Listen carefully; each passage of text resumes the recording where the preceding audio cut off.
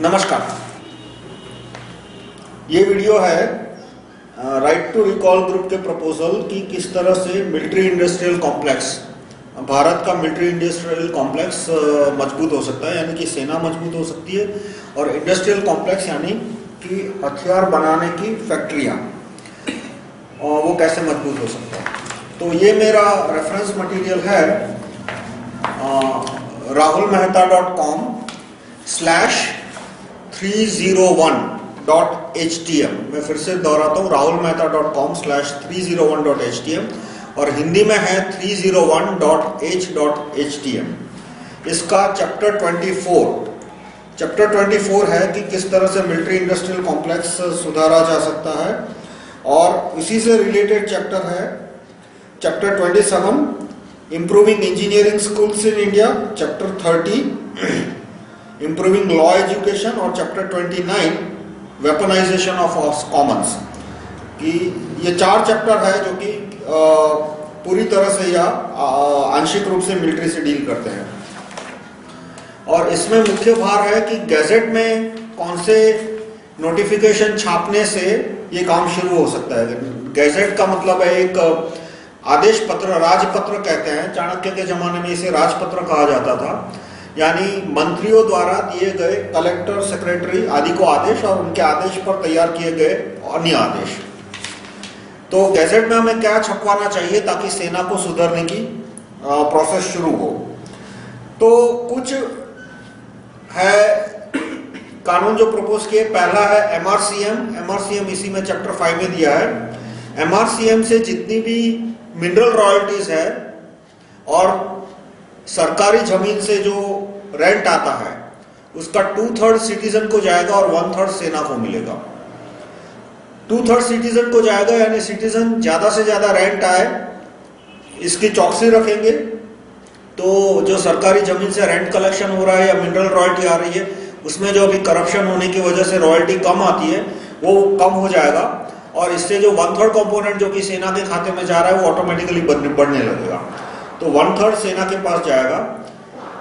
सेना के लिए सबसे पहली चीज होती है टैक्सेशन। जिस देश का टैक्सेशन कमजोर है वहां सरकार के पास पैसे नहीं होंगे सेना के लिए, तो अपने आप सेना कमजोर होनी शुरू हो जाएगी और वो देश खत्म हो जाएगा। तो जब भी सेना की बात आती है तो सबसे पहले आता है कि भाई कौन से कानूनों से आप टैक्स इकट्ठा करोगे ताकि सोसाइटी कमजोर ना हो, और साथ में सेना चलाने के लिए पैसा भी आता है। तो एक मैंने प्रपोज किया एमआरसीएम, यानी कि मिनरल रॉयल्टी और सरकारी जमीन से जो रेंट आ रहा है उसका 1/3 सेना में जाएगा। दूसरा वेल्थ टैक्स, संपत्ति कर। जितनी भी नॉन एग्रीकल्चरल लैंड है, non agricultural land about 25 square metre per person, यानी 250 square feet per person land, और 500 square feet per person construction area. इससे जितनी ज्यादा जमीन है उस पे मार्केट वैल्यू का 1%। मार्केट वैल्यू कैसे डिसाइड करनी है वो मैंने चैप्टर वेल्थ टैक्स के चैप्टर में एक्सप्लेन किया है, चैप्टर 25 में। और उसके बाद इनहेरिटेंस टैक्स 35%। एक व्यक्ति के पास मृत्यु के बाद एक घर, और एक घर यानी प्रति वारिस 25 स्क्वायर मीटर और 1 करोड़ तक की वेल्थ है वो एग्जेप्ट रहेगी, और उसके बाद वेल्थ टैक्स लगेगा 35%। और यदि एग्रीकल्चरल लैंड है तो वेल्थ टैक्स 1%, 5 एकड़ से ज्यादा, प्रति व्यक्ति 5 एकड़ से ज्यादा उसकी जमीन पे 1%।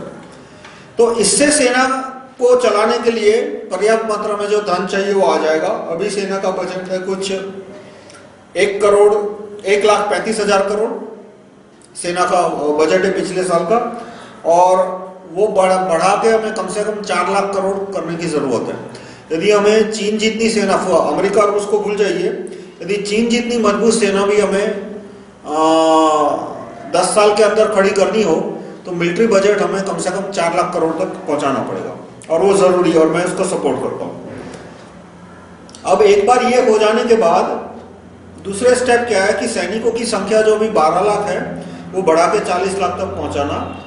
सैनिकों की सैलरी जो अभी है उसमें कम से कम डबल करने की ज़रूरत है। सैनिकों की सैलरी यहाँ काफ़ी ज़्यादा है, काफ़ी कम है, सॉरी।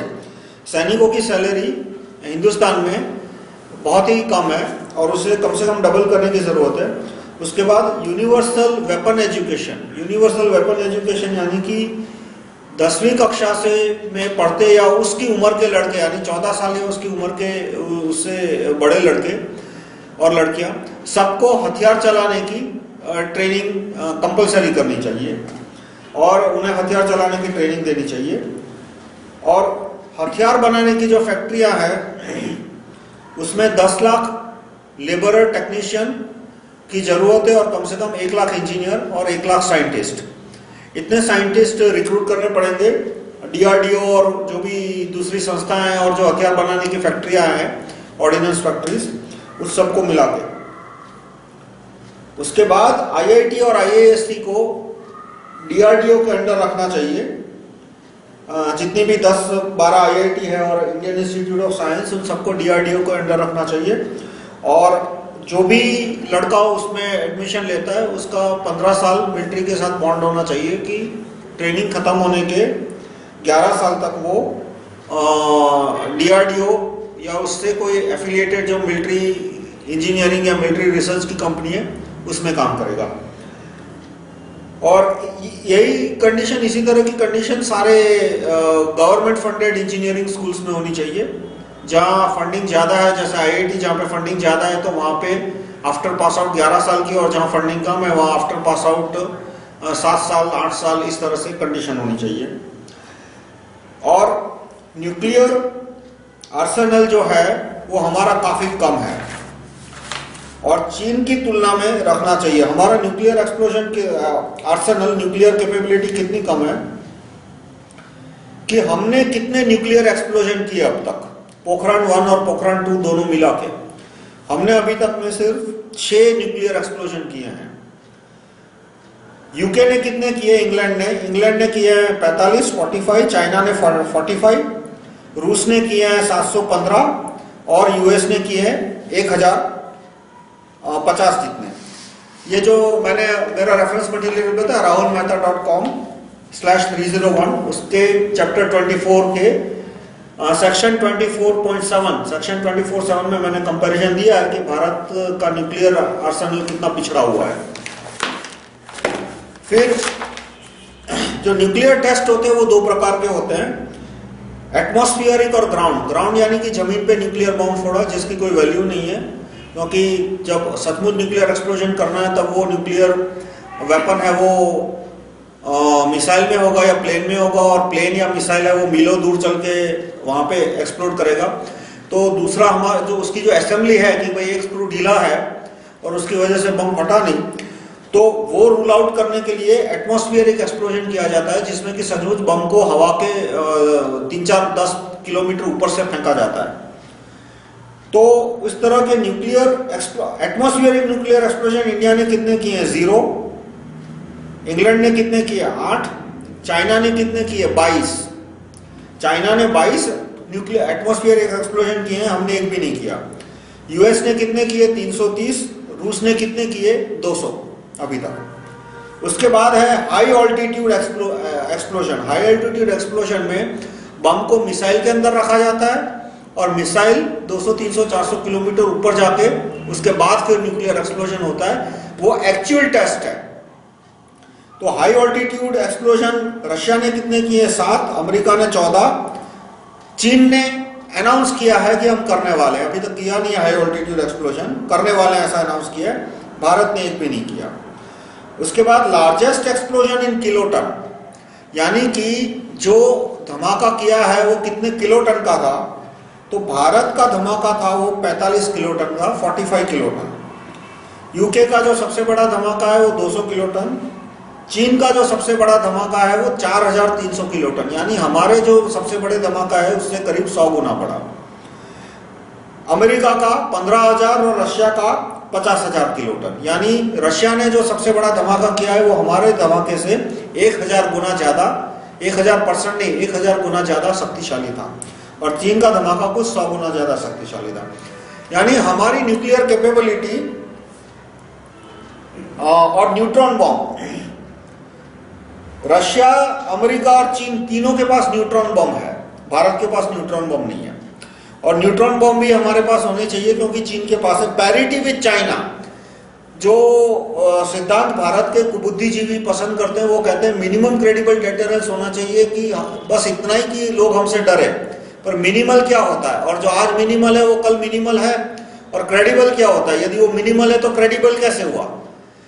वो मिनिमल क्रेडिबल डिटरेंस की बात इस तरह की है कि बस लंगोट पहना है और कुछ नहीं पहना है, यानी कपड़े पहन लिए, वो बकवास है। डॉक्ट्राइन होना चाहिए पैरिटी विथ एनिमी, यानी कि चीन और अमेरिका हमारे दुश्मन है, तो कम से कम हमारे पास उतने न्यूक्लियर हथियार होने चाहिए जितने चीन और अमेरिका के पास है।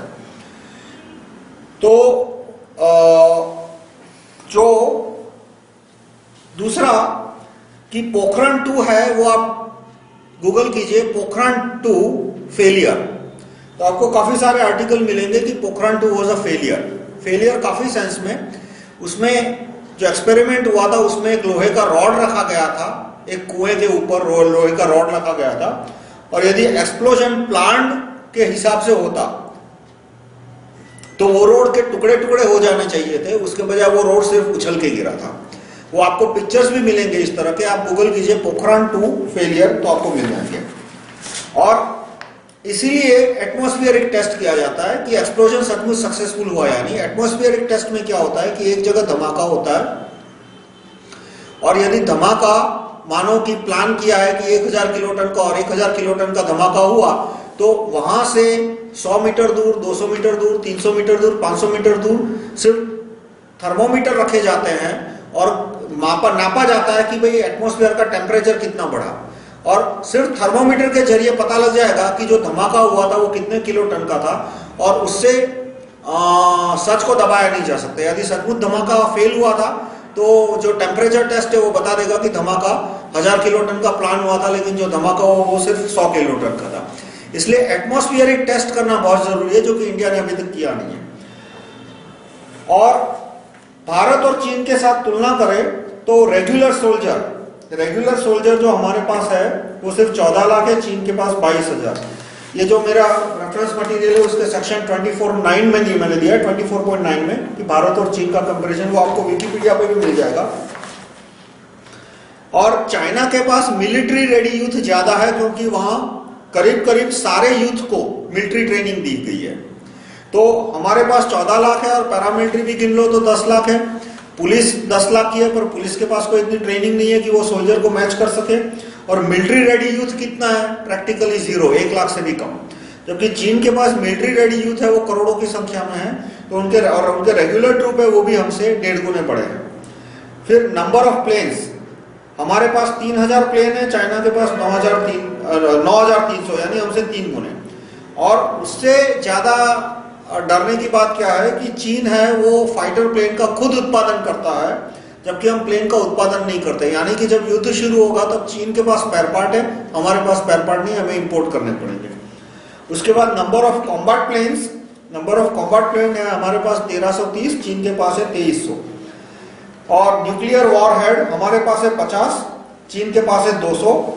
और चीन के जो न्यूक्लियर वेपन है वो काफी बड़े हैं, जैसे कि मैंने आपको बताया कि हमने सबसे बड़ा एक्सप्लोजन किया वो है 45 किलोटन का, और चीन ने जो एक्सप्लोजन किया था वो 4300 किलोटन का। इतना ही नहीं, चीन ने एक एक्सप्लोजन किया था 3300 किलोटन का 1968 में, और वो एटमॉस्फेरिक एक्सप्लोजन था, असली एक्सप्लोजन।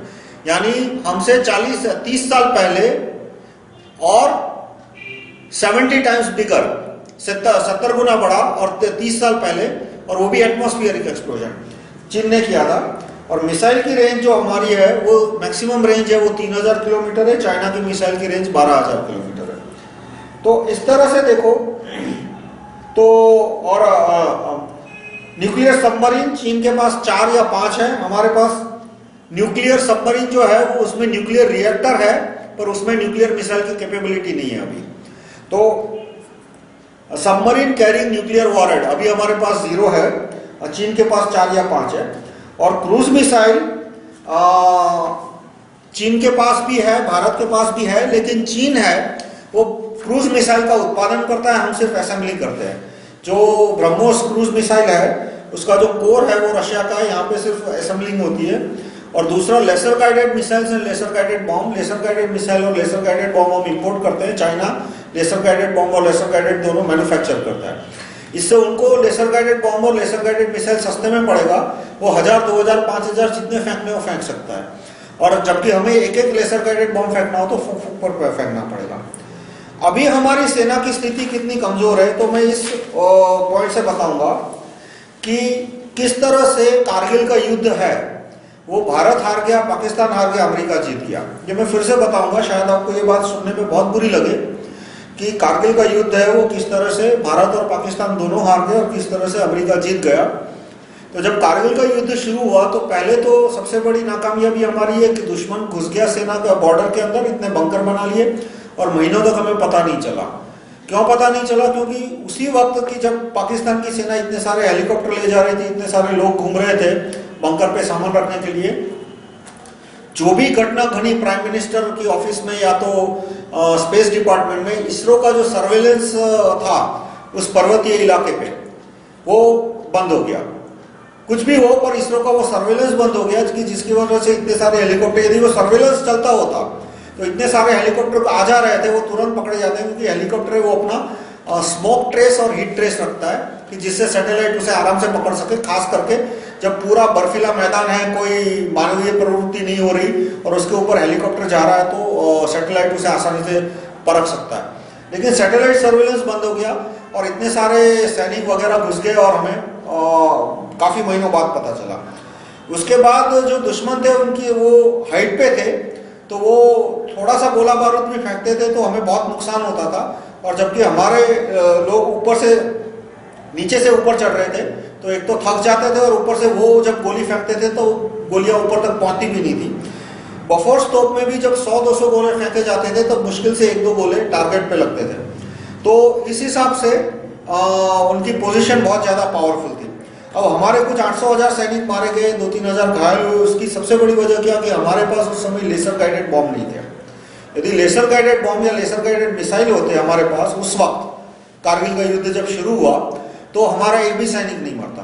कैसे कि लेसर गाइडेड बॉम्ब क्या करता है, लेसर गाइडेड बॉम्ब में प्लेन है वो 10-12 किलोमीटर ऊपर होता है। यहाँ पे मान लो फेंकना है, बॉम्ब फेंकना 10-12 किलोमीटर ऊपर होता है, यानी एंटी एयरक्राफ्ट मिसाइल प्लेन को तोड़ नहीं सकती। और प्लेन है वो एक बम फेंकता है, और सैटेलाइट है वो जो जहाँ पे बम को गिरना होता है वहाँ पे एक लेसर बीम फेंकते हैं, और जो बम है वो लेसर बीम परख लेता है और वहीं पे जाके गिरेगा जहाँ पे वो लेसर बीम का स्पॉट है। तो इससे एक दो बम में पूरा बंकर खत्म हो सकता है। वहाँ पे जो भी 20-30-40 लोग छिपे आसपास वो सारे सबको मारा जा सकता है। और लेसर गाइडेड बम की खोज हुई 1961 या 1971 में, और 1981 में चीन ने उसका उत्पादन शुरू किया था, लेकिन 1998 तक हमारे पास लेसर गाइडेड बम था ही नहीं। तो इसकी वजह से हमें फाइटर प्लेन भेजने पड़े, तो फाइटर प्लेन को बहुत नीचे की हाइट पे उड़ना पड़ा ताकि वहाँ पे बम फेंक सके बंकर पे, और उसमें हमारे प्लेन नष्ट हो गए। इसलिए फिर बाद में एयरफोर्स को प्लेन यूज करने में थोड़ी दिक्कत हुई। तो जब युद्ध चरम सीमा पे था तब अमेरिका ने भारत को कहा, अमेरिका को भारत को सबक सिखाना था, क्योंकि वाजपेयी ने पोखरण 2 किया। पोखरण 2 किया इसलिए कि भाई मैं पोखरण 2 का समर्थक हूँ, इसलिए कि भाई हमने मना किया था तो पोखरण 2 क्यों किया। और न्यूक्लियर कैपेबिलिटी इंडिया की आगे बढ़े वो अमेरिका, रशिया, चीन किसी भी देश को मंजूर नहीं है। इसलिए सबक सिखाने के लिए कारगिल का युद्ध अमेरिका ने शुरू करवाया, और मुशर्रफ उस एरिया का कमांडो रह चुका था 15-20 साल तक, तो उसे वहाँ की पूरी लोकल जानकारी थी और इसने ट्रूप्स को कारगिल के जो पर्वतीय इलाके थे वहां तक पहुंचा दिया। अब जब युद्ध चरम सीमा पे था तो परिस्थिति ये थी कि हमारे पास सिर्फ 3-4 महीने तक चले उतने बफोर्स के तोप के गोले बचे थे।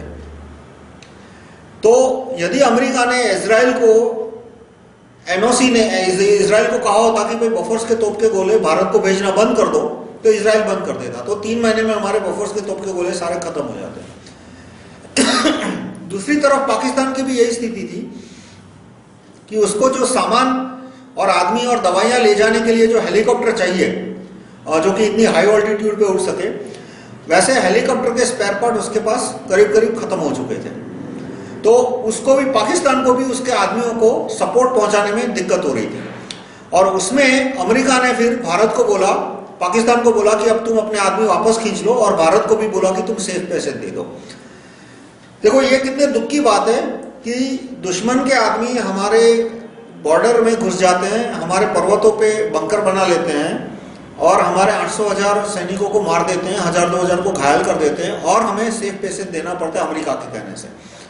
जो सेफ पैसेज का डिसीजन लिया वाजपेयी ने और उस समय रक्षा मंत्री जॉर्ज फर्नांडिस ने, वो अमेरिका के दबाव से लिया। उसमें टाइम की क्रोनोलॉजी भी इसी तरह से है कि कुछ दोपहर को, अमेरिका के दोपहर को 2 बजे, यानी भारत में रात को 12-1 बजे होंगे, या रात को 11-12 बजे होंगे, तब वहां पे बिल क्लिंटन और मियां नवाज शरीफ की मीटिंग हो रही है। और उस मीटिंग से बिल क्लिंटन ने वाजपेयी को रात को 12-1 बजे फोन किया और फोन पे फिर क्लिंटन ने बोला कि आप सेफ पैसेज दो। और उसके कुछ 2-3 घंटे बाद वाजपेयी ने रक्षा मंत्री को कहा, और 1-2 घंटे बाद रक्षा मंत्री ने जनरल को कहा, और सुबह 6 बजे सेफ पैसेज अनाउंस किया गया। यानी कि मियां नवाज शरीफ, क्लिंटन और वाजपेयी की जो रात को 12-1 बजे मीटिंग हुई, उसके 4-5 घंटे बाद भारत के जनरल ने सेफ पैसेज इशू किया। और इसमें अमेरिका की जीत कैसे हुई कि मान लो भारत ने सेफ पैसेज नहीं दिया होता तो अमेरिका तोप के गोले की सप्लाई रुकवा देता, बोफोर्स तोप के गोले की, और हमें लेसर गाइडेड बम नहीं देता। लेसर गाइडेड बम फ्रांस ने दिए थे, पर वो अमेरिका यदि मना करता, कि फ्रांस को बोलता कि लेसर गाइडेड बम नहीं देना है, तो फ्रांस नहीं देता। तो और पाकिस्तान को जो सप्लाई था, हेलीकॉप्टर का सप्लाई, वो डबल कर देता। तो इस तरह से पाकिस्तानी सैनिकों की ताकत बढ़ती जाती और हमारे तोप के गोले खत्म हो जाते, लेसर गाइडेड बम नहीं होते तो हम उनका कुछ बिगाड़ नहीं पाते, और हमारे बड़ी संख्या में सैनिक मारे जाते, तो युद्ध में हमारी हार होती। और दूसरी तरफ यदि पाकिस्तान ने सेफ पैसेज की ऑफर स्वीकार नहीं की होती तो अमेरिका उल्टा करता कि भारत को बफर्स के तोप के गोले देता और लेसर गाइडेड बम देता, और उसके बाद पाकिस्तान की सप्लाई रुकवा देता, तो पाकिस्तान के सारे लोग मारे जाते। यानी अमेरिका ने उस समय न्यूट्रल रहा कि भाई दोनों अपना खिसक जाओ वापस वहां से और युद्ध बंद करो, लेकिन अमेरिका जिसकी साइड लेता उसकी विजय होने वाली थी।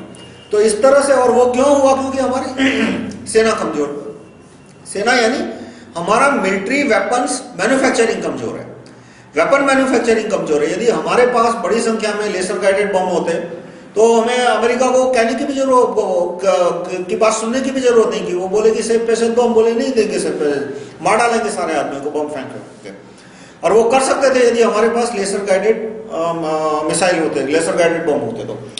इसलिए वेपन मैन्युफैक्चरिंग की फैक्ट्रियां बड़े पैमाने पे होनी जरूरी है। अब भारत के अधिकतर को बुद्धिजीवी कहते हैं कि जो वेपन मैन्युफैक्चरिंग है वो पूरा आउटसोर्स कर देना चाहिए, यानी कि भारत को हथियार बनाने ही नहीं चाहिए, हथियार सारे इंपोर्ट करने चाहिए। इसीलिए भारत में आप देखो तो नाम मात्र की हथियार बनाने की फैक्ट्री है। AK-47 राइफल भी, इंसास राइफल जो AK-47 की कॉपी है, वो भी ओरिजिनल AK-47 जो है उसकी उतनी अच्छी नहीं है। राजस्थान में कभी कभी उसमें रेत घुस जाती है, या तो कश्मीर की ठंड में वो कभी कभी जाम हो जाती है, और भारत के सैनिक भी उस राइफल को एक्सट्रीम कंडीशंस में, कश्मीर के सियाचिन वगैरह में उसको यूज नहीं करते।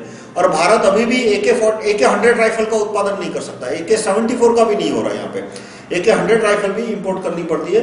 बोफोर्स के तोप तो छोड़ दो, मेरे ख्याल से तोप के गोले भी अभी भी इंपोर्ट हो रहे हैं, और प्लेन तो पूरे इंपोर्ट ही होते हैं, कोई कॉम्बैट प्लेन तो इंडिया में बन ही नहीं रहा।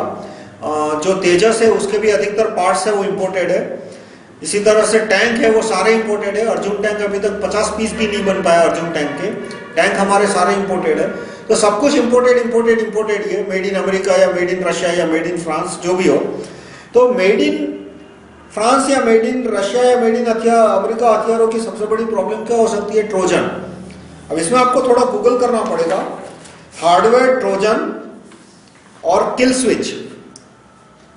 और एक स्पेसिफिक केस आपको स्टडी करना हो तो सीरिया, रडार और ट्रोजन, और दूसरा गूगल करना Syria radar kill switch.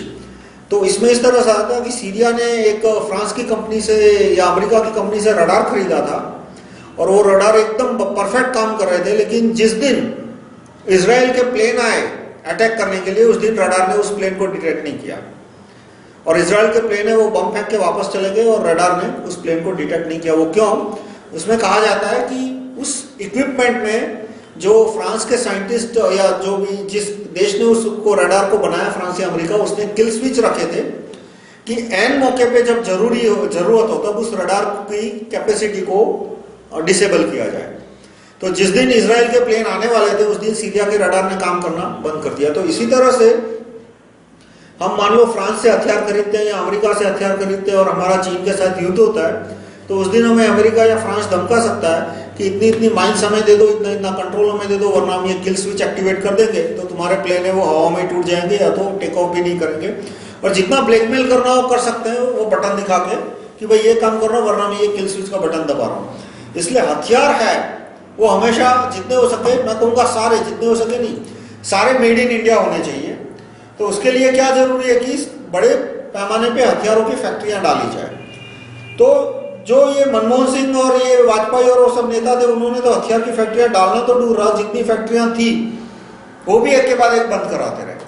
Vajpayee की जो पहली 13 महीने की जो टर्म थी उसमें थोड़ी बहुत अच्छी पॉलिसीज बनाई उन्होंने भारत को, सेना को मजबूत करने की, लेकिन उसके बाद जब अमेरिका ने सुब्रमण्यम स्वामी और जयललिता और सोनिया गांधी की मदद से वाजपेयी की सरकार गिरा दी, उसके बाद कारगिल का युद्ध हुआ, तो उसके बाद जो वाजपेयी की सरकार आई वो हमेशा उसने पूरी तरह अमेरिका के गुलाम की तरह काम किया और भारत की सेना को मजबूत करने का कोई प्रयत्न नहीं किया। और कांग्रेस तो 1991 से ही बिकी हुई है, फिर वो नरसिम्हा राव की सरकार हो या सोनिया गांधी की सरकार हो या मनमोहन सिंह की सरकार हो, उसने भारत की सेना को मजबूत करने का कोई खास प्रयत्न नहीं किया।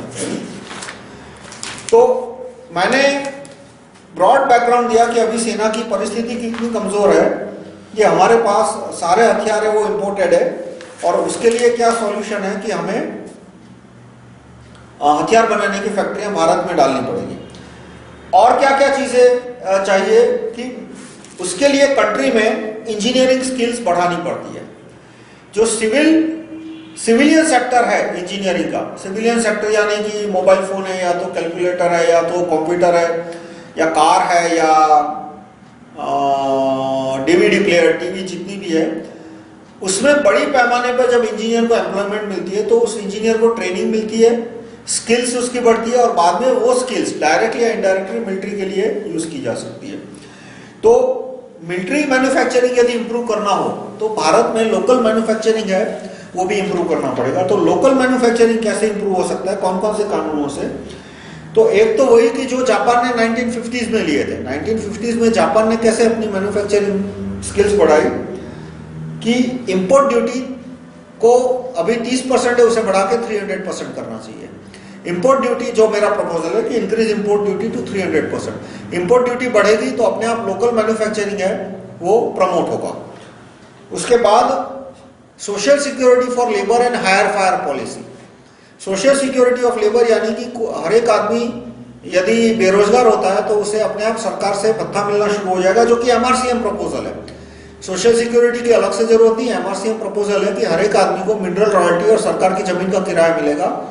तो उससे फायदा क्या होता है कि कोई आदमी ये नहीं कह सकता कि मेरी नौकरी जाएगी तो मैं बेहाल हो जाऊंगा, मेरे फैमिली के मेंबर बेहाल हो जाएंगे कि भाई तुझे लैंड रेंट और मिनरल रॉयल्टी तो मिल ही रही है। तो उससे क्या होता है कि इंडस्ट्री है वो हायर एंड फायर पॉलिसी ले सकती है। हायर एंड फायर पॉलिसी लेने से जो प्रोडक्टिविटी के प्रॉब्लम है, इनडिसिप्लिन के प्रॉब्लम है वो कम हो जाएंगे। तो दूसरा जो सजेशन है कि promote hire and fire policy in industry और एनकरेज लोकल कंपटीशन। कैसे कि जो वेल्थ टैक्स और एमआरसीएम है वो लैंड का प्राइस कम कर देगा। लैंड के प्राइस कम हो जाएंगे तो अपने आप आदमी को नए उद्योग स्थापने की, नए उद्योगों की स्थापना करने में जो कॉस्ट है उसकी, लैंड कॉस्ट है वो कम हो जाएगी। अब और जो की पैरामीटर है मिलिट्री के, जो 10 पैरामीटर है मैं उसको पढ़ जाता हूं कि इससे सेना पे कैसे असर होगा। कि सैनिकों की तनख्वाह, जाहिर है तनख्वाह जितनी कम होगी उतनी सेना की स्थिति खराब होगी। वेपन मैन्युफैक्चरिंग कैपेबिलिटी, यदि देश की वेपन मैन्युफैक्चरिंग कैपेबिलिटी कमजोर है तो सैनिक कितने भी अच्छे हो, सैनिकों में कोई हमारे, जब मैं कहता हूं सेना कमजोर है तो मैं सैनिकों का फॉल्ट नहीं दे रहा, फॉल्ट मिनिस्टर आईएएस लेवल का है कि वो बिके हुए हैं और इसलिए वो हथियार बनाने की फैक्ट्रियां नहीं डाल रहे हैं, और इसकी वजह से हथियारों की कमी की वजह से सेना कमजोर हो गई है, क्योंकि अंत में सेना को लड़ने के लिए हथियार चाहिए। फिर आता है आम नागरिक के पास बंदूकें है या नहीं। जिन जिन देशों में आम नागरिकों के पास बंदूकें होती है वहां की सेना मजबूत होती है। वहां क्यों सेना मजबूत होती है कि वहां का आम नागरिक है,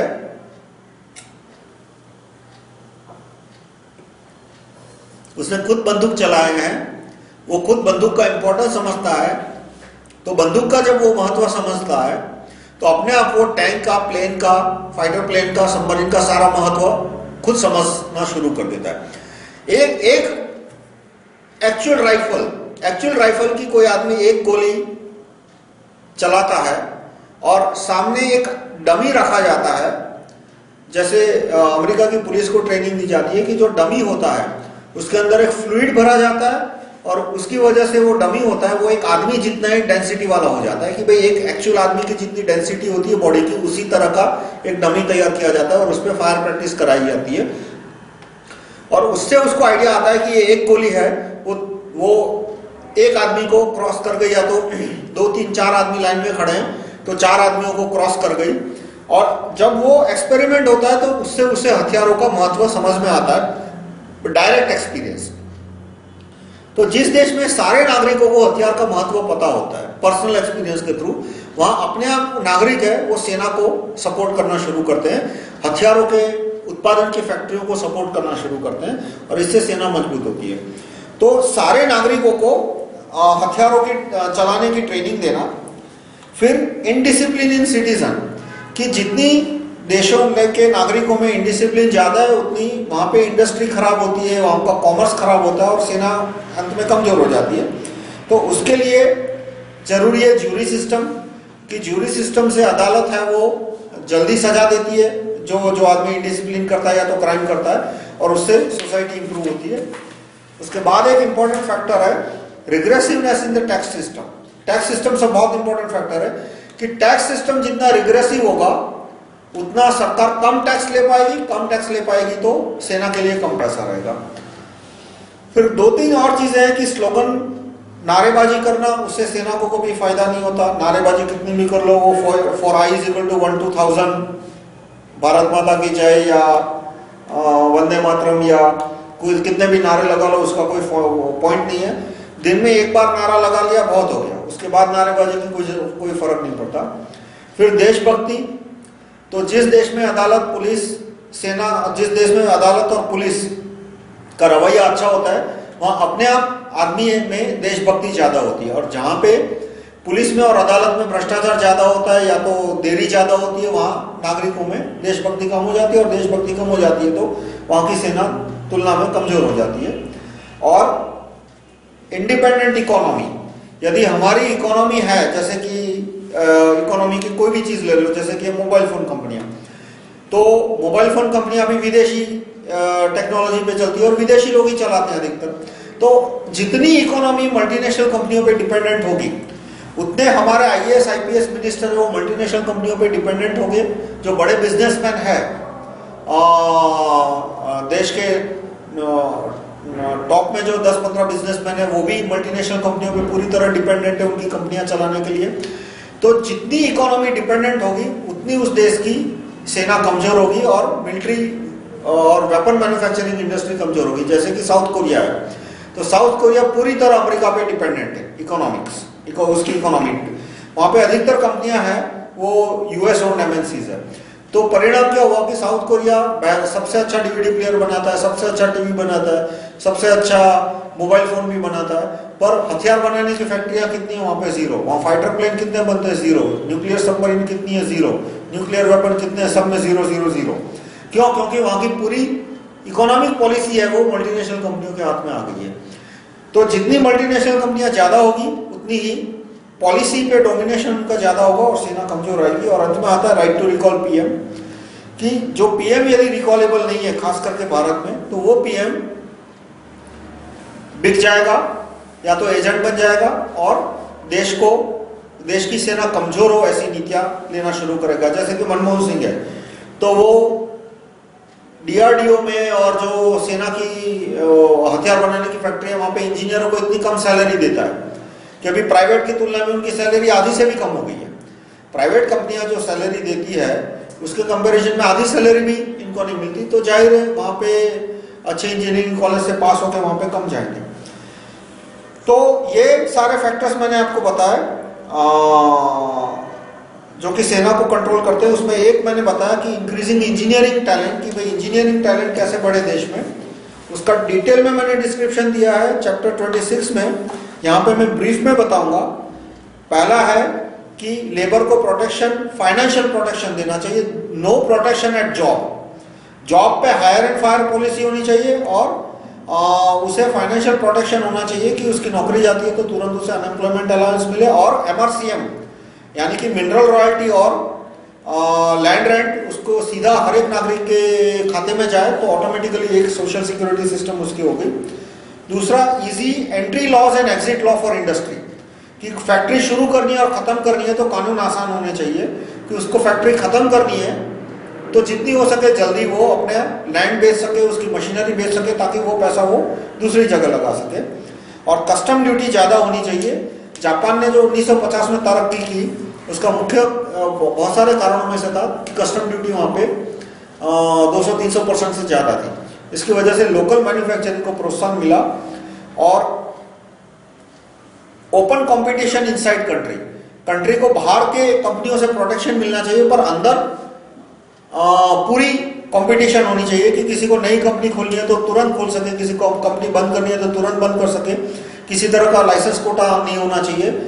और जजमेंट है वो फास्ट आने चाहिए क्योंकि इंडस्ट्री गिरती है उसका सबसे बड़ा कारण ये होता है कि कहीं कोर्ट के केस में फंस गया और साल 2 साल 5 साल 10 साल तक जजमेंट नहीं आया। तो उसके लिए राइट टू रिकॉल जज और ज्यूरी सिस्टम, वो मैंने अलग अलग वीडियो टेप में उसको डिस्क्राइब किया है। अब अंत में सवाल आता है कि यदि हमने सेना को नहीं सुधारा तो क्या होगा, तो कितने गंभीर परिणाम हो सकते हैं और शायद साल 2 साल के अंदर भी गंभीर परिणाम आ सकते हैं। किस तरह से कि आज नहीं तो कल नहीं तो परसों अमेरिका ईरान का तेल लूटने के लिए ईरान पे हमला करने वाला है। ईरान के पास एटम बम नहीं होंगे तो ये बोल के हमला करेगा कि भाई तुम हमारा क्या बिगाड़ लोगे, और एटम बम होगा तो ये बोल के हमला करेगा कि तो तुमने एटम बम बनाया क्यों। जैसे कि इराक के पास एटम बम नहीं था तो भी इराक को लूट लिया, लीबिया के पास एटम बम नहीं था तो भी लीबिया को लूट लिया। इसलिए यही हाल ईरान का होने वाला है। तो ईरान पे जब वॉर, अमेरिका और ईरान का वॉर शुरू होगा तो चाइना को अमेरिका को ईरान को सपोर्ट करना पड़ेगा। चाइना के पास कोई ऑप्शन नहीं है कि वो ईरान को सपोर्ट करे, उसको ईरान को सपोर्ट करना ही पड़ेगा। क्यों कि इराक के तेल के कुएं सारे अमेरिका ने लूट लिए तो उसकी वजह से चाइना को इराक का तेल मिलना बंद हो गया। लीबिया में चाइना को $1 ट्रिलियन से ज्यादा नुकसान किया है। लीबिया में जितना भी चाइना का इन्वेस्टमेंट था वो सारा अमेरिका ने हजम कर लिया या तो अमेरिका ने खत्म कर दिया। और लीबिया से जो सस्ता तेल मिल रहा था चाइना को वो भी अब बंद हो गया। तो यदि ईरान के तेल के कुएं अमेरिका नष्ट कर देता है या कंट्रोल में कर लेता है तो चाइना को जो ऑयल की कॉस्ट है वो और भी बढ़ जाएगी। इसलिए चीन को ईरान को बचाने के लिए युद्ध में उतरना पड़ेगा, डायरेक्टली या इनडायरेक्टली। अब जब पाकिस्तान और ईरान का युद्ध होगा, अमेरिका और ईरान का युद्ध होगा तो पाकिस्तान भी ईरान को सपोर्ट करेगा। यदि नहीं किया तो वहां पे रिवोल्ट होगा और नई सरकार है वो ईरान को सपोर्ट करेगी। अब पाकिस्तान, ईरान और चाइना ये तीन जब आ जाएंगे तो ऑटोमेटिकली भारत है वो एक या दूसरी तरह से युद्ध में घसीट लिया जाएगा। या तो पाकिस्तान इंडिया पे अटैक कर देगा या तो अमेरिका को चाहिए कि भाई भारत हमारी ओर से लड़े, इसलिए वो पाकिस्तान में जो उसकी रेसिडुअल स्ट्रेंथ है उसके जरिए वो पाकिस्तान के जनरलों को पैसा वैसा देके बोलेगा कि भाई भारत में भी तुम 2-4 बम फेंक दो। तो किसी ना किसी तरह से पाकिस्तान है वो भारत पे, वैसे भी पाकिस्तान है वो पिछले 60 साल से तय करके बैठा है कि भाई भारत को खत्म करना है। वहाँ की पब्लिक भी एंटी इंडियन है पूरी सर से पांव तक। ऐसा नहीं है कि सिर्फ वहाँ के सेना एंटी इंडिया है, वहाँ का आम नागरिक भी चाहता है कि भाई हिंदुस्तान को पूरी तरह खत्म कर दिया जाए। तो और जब चीन का उसे साथ मिलेगा तो पाकिस्तान भारत पे अटैक कर देगा। अब तब भारत के पास दो ऑप्शन ही बचेंगे कि या तो तबाही देख लो या तो अमेरिका की शरण में चले जाओ, क्योंकि चीन यदि पाकिस्तान को बड़े पैमाने पर हथियार देता है तो भारत की सेना किसी भी हालत में लड़ नहीं पाएगी, क्योंकि वो भारत चीन का युद्ध हो गया, प्रॉक्सी वॉर हो गया एक तरह का।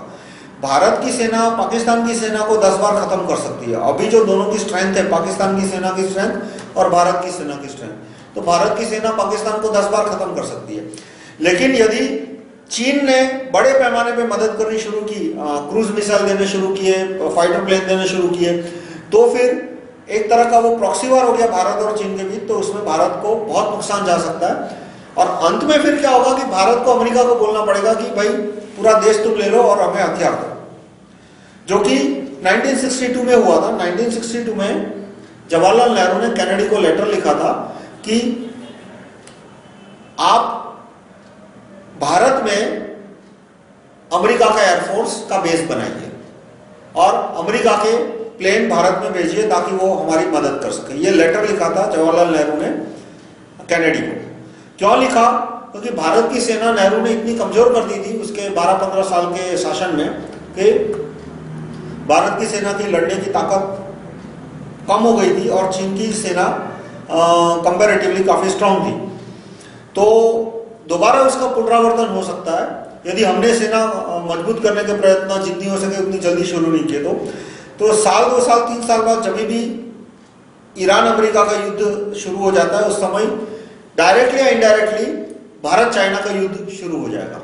और यदि उसमें उस वक्त हमारे पास मेड इन इंडिया वेपन नहीं हुए तो हमें अमेरिका, फ्रांस ऐसे देशों से मदद मांगनी पड़ेगी और वो बदले में बोलेंगे कि हम तुम्हें बचाएंगे पर पूरा का पूरा देश है वो हमारे हवाले कर दो, मतलब जितने मिनरल माइंस है वो हमारे हवाले कर दो, पूरा जो पॉलिटिकल सिस्टम है, एजुकेशन सिस्टम है वो हमारे हवाले कर दो वगैरह। तो अभी फिलहाल क्या ऑप्शन है हमारे पास 3-4 महीने के अंदर जो हो सकता है? 3-4 महीने के अंदर ना हम प्लेन बना सकते हैं ना टैंक बना सकते हैं, उसमें मिनिमम 4-5 साल लगेंगे। 3-4 महीने के अंदर करना हो तो एक ही काम हो सकता है, हम 80-90 करोड़ बंदूकों को उत्पादन कर सकते हैं। तो डीकंट्रोलेशन ऑफ वेपन, यानी कि हर एक आदमी को बंदूक रखने की छूट दी जाए। यदि वो क्रिमिनल है तो सीधा उसको पकड़ के जेल में बंद कर दो साल 2 साल 5 साल के लिए, और यदि वो कन्विक्टेड है तो वो बंदूक नहीं खरीद सकता। लेकिन जो भी आदमी जिसने कोई क्राइम नहीं किया, जिसके खिलाफ किसी कोई कंप्लेंट नहीं है, मेंटली स्टेबल है, उसे बंदूक रखने की छूट होनी चाहिए। जैसे स्विट्जरलैंड में है, स्विट्जरलैंड में कानून है कि 25 से 45 साल के हर एक आदमी को अपने घर में बंदूक और 24 गोलियां, ये देखो 24 का आंकड़ा भी मैं कोई हवा में से नहीं ले रहा हूं, उनके कानून में लिखा है। उनके कानून में लिखा है कि हर एक आदमी के घर पे बंदूक होनी चाहिए और 24 गोलियां उसके घर पे होनी चाहिए। और हमारा देश बड़ा है इसलिए मैं कहूंगा कि हमें कानून ऐसा बना चाहिए कि हर एक आदमी के घर 2 बंदूक होनी चाहिए और 240 गोलियां होनी चाहिए, तो ताकि तुम्हें ऐसा ना लगे कि मैं स्विट्जरलैंड की कॉपी कर रहा हूं। तो ये कानून आने के बाद जब एक एक आदमी के पास घर पे बंदूक होगी तो बाहर की सेना एयरफोर्स के द्वारा तोड़फोड़ कर सकती है कि एयरफोर्स के द्वारा पावर स्टेशन तोड़ दिए, एयरफोर्स के द्वारा ब्रिज तोड़ दिए, ट्रेन स्टेशन तोड़ दिए, जितनी तोड़फोड़ करनी एयरफोर्स के द्वारा हो सकती है। लेकिन उस देश की सेना या तो उस देश की पब्लिक भारत में ज्यादा घुस नहीं पाएगी यदि एक एक आदमी के पास बंदूक है। तो जब ये काम स्टालिन ने किया था, जो द्वितीय विश्व स्टालिन ने जीता, उसकी सबसे बड़ी सफलता का राज यही था कि स्टालिन ने कहा कि भाई जो भी हाथ बंदूक उठाने से मना कर दे उसको हाथ तोड़ दो। मतलब कि हर एक रूसी के हाथ में बंदूक होनी चाहिए।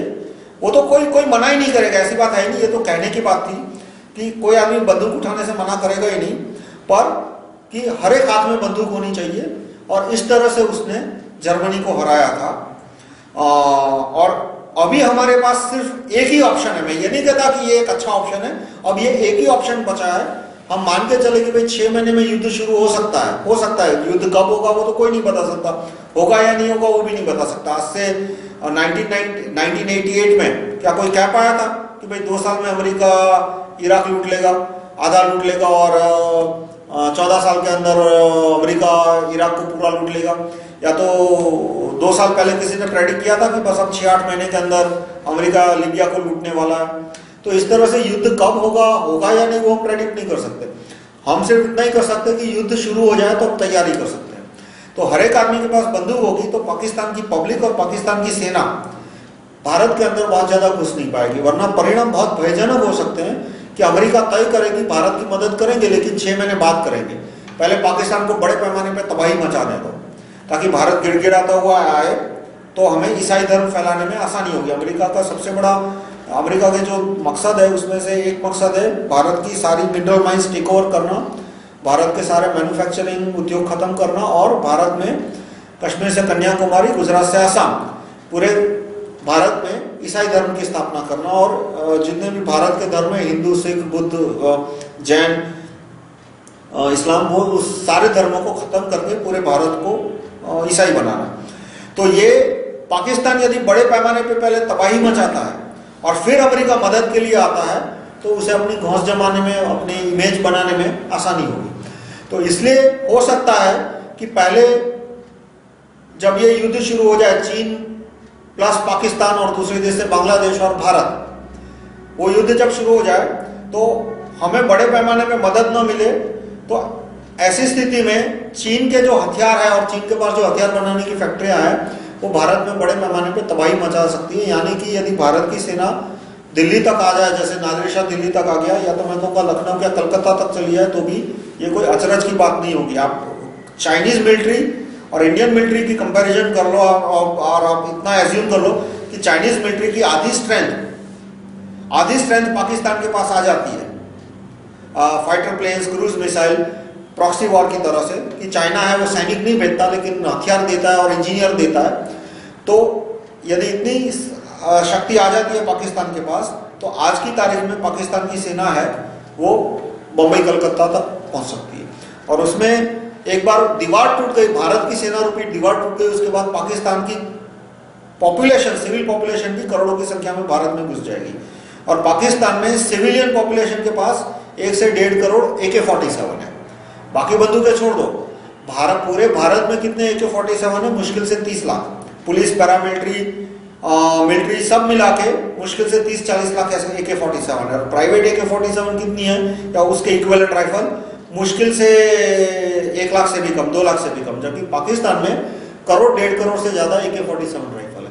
तो एक बार भारत की सेना रूपी दीवार यदि टूट गई है, उसमें बहुत बड़ी दरार पड़ गई, तो पाकिस्तान की सिविलियन पॉपुलेशन है वो भी लाखों करोड़ों की संख्या में भारत में घुस के 1947 में जिस तरह की तबाही और कत्लेआम हुई थी उस तरह की कत्लेआम एक एक भारत के शहर में, एक एक गली में हो सकती है। और उसका उपाय, जहां तक मेरा सोच है, एक ही उपाय है कि 70, 80, 90 करोड़ बंदूकों का उत्पादन किया जाए और हर एक वयस्क नागरिक को 1-2 बंदूक दे दी जाए और 100, 200, 500 गोलियां दे दी जाए। और वो मुश्किल नहीं है। बंदूक बनाना, बंदूक का भी खर्चा क्यों आता है? क्योंकि बंदूक के उत्पादन पे बैन है। यदि बंदूक के उत्पादन को पूर्णतया डी-लाइसेंस कर दिया जाए कि सिर्फ रजिस्ट्रेशन जरूरी है, लाइसेंस जरूरी नहीं है, तो AK-47 जैसी बंदूक है वो 10,000 से 15,000 रुपये में उसका उत्पादन हो सकता है। और जो हैंडगन पिस्टल रिवॉल्वर टाइप की बंदूकें हैं उसका उत्पादन 5,000 से कम दाम में हो सकता है। और बहुत सारे लोगों की ये बड़ी रकम है, लेकिन कानून इस तरह से बनाया जाए कि एक आदमी अधिक से अधिक 3 बंदूक रख सकता है। तो बहुत सारे आदमी जब नई बंदूक खरीदेंगे तो उनके पास जो पुरानी बंदूक है वो सेकंड हैंड में बेचेंगे। जैसे कि मोबाइल है, तो मोबाइल, इस तरह का मोबाइल जो मैंने 4,000 में खरीदा, ये मोबाइल क्यों मार्केट में 500 रुपये में मिलता है आज सेकंड हैंड मार्केट में? क्योंकि जो आदमी 10,000 का मोबाइल खरीदेगा उसके पास जो 4,000 का मोबाइल होगा 3-4 साल पुराना, उस मोबाइल को वो सेकंड हैंड मार्केट में 200, 300, 400 रुपये में बेच देता है। तो इसी तरह से यदि कानून है कि एक आदमी 3 बंदूक रख सकता है, तो आदमी ने 3 बंदूक खरीदे, उसके बाद उसकी इकोनॉमिक सिचुएशन इंप्रूव हुई, उसे अच्छी बंदूक खरीदनी है, तो वो पुरानी बंदूक को सेकंड हैंड मार्केट में सस्ते दाम में बेचेगा। तो इस तरह से गरीब आदमी को भी 1,000-2,000 में बंदूक मिल जाएगी। और थोड़े लेवल पे हो सकता है हमें सब्सिडी देनी पड़े ताकि हर एक आदमी के पास में बंदूक आ सके। तो मैं समराइज करूंगा कि भारत की सेना को हम कैसे मजबूत कर सकते हैं। पहले MRCM यानी mineral royalty for citizens and military मैंने चैप्टर 5 में एक्सप्लेन किया है। अच्छा, सेना को मजबूत करने के तरीके मैंने चैप्टर 24 में दिए हैं, मैं शॉर्ट में पढ़ना शुरू करता हूँ।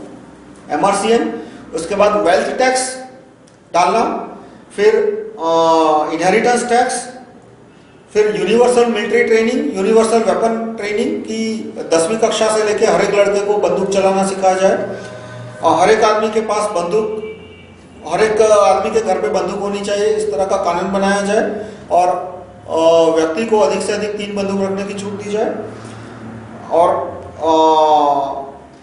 Engineering skill, rank and file engineering skill improve करने के लिए कस्टम ड्यूटी बढ़ा के 300%। इंडस्ट्री में कुछ चेंज लाने चाहिए, जैसे hire fire policy, easy entry exit law और MRCM है वो अपने आप लेबर को प्रोटेक्शन दे देगा। और IIT और IASC जो कॉलेज है उसको DRDO के अंदर रखना चाहिए। और न्यूक्लियर वेपन में हमें ये इंफॉर्मेशन सबको देनी चाहिए कि हम चीन के कंपैरिजन में 1/10 भी नहीं है।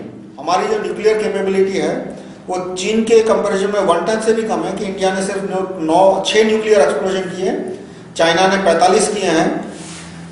एटमॉस्फेयर एक्सप्लोजन इंडिया ने 1 भी नहीं किया, चीन ने 22 किए हैं।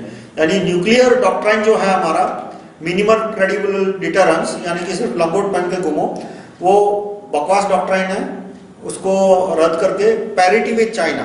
और जब पैरिटी विद चाइना आ जाती है तो फिर पैरिटी विद अमेरिका और उसके बाद पैरिटी विद रशिया। तो ये 3 न्यूक्लियर डॉक्ट्राइन हमें रखने चाहिए और इससे हमारी सेना सुधर सकती है। और यदि हमने सेना को नहीं सुधारा तो हो सकता है कि हमारी परिस्थिति 1947 में जो थी उतनी गंभीर स्तर पर पहुंच जाए। धन्यवाद।